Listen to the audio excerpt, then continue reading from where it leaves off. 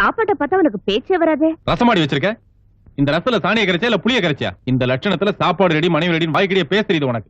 வாய்க்கு ருசியா சமைக்க தெரியுதா? மனுஷன் சாப்பிடுவானா இதை? நான் வெளியில போயிட்டு வரதுக்குள்ள எல்லாத்தையும் நீ சாப்பிட்டு முடிச்சிருக்கணும். ஏன்பா ஏதோ புள்ளத்தாச்சி பொண்ணு கையில காசு இல்லாத நேரத்துல இருக்கிறத வச்சு கஷ்டப்பட்டு சமைச்சு வச்சிருக்கா. அதுல கொஞ்சம் உப்பு குறைவா இருந்து காரம் குறைவா இருந்ததுன்னா அனுசரிச்சு சாப்பிட்டு போறதை விட்டுட்டு இப்படி சத்தம் போட்டு வர்றியே, இது உனக்கே நல்லா இருக்கா? நீங்க சொல்ற மாதிரி உப்பு குறைவா இருந்து காரம் குறைவா இருந்ததுன்னா அனுசரிச்சு சாப்பிட்டு போயிடலாம்.